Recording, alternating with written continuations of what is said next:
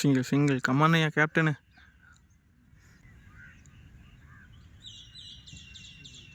ரொம்ப யோசிக்கிறாரு.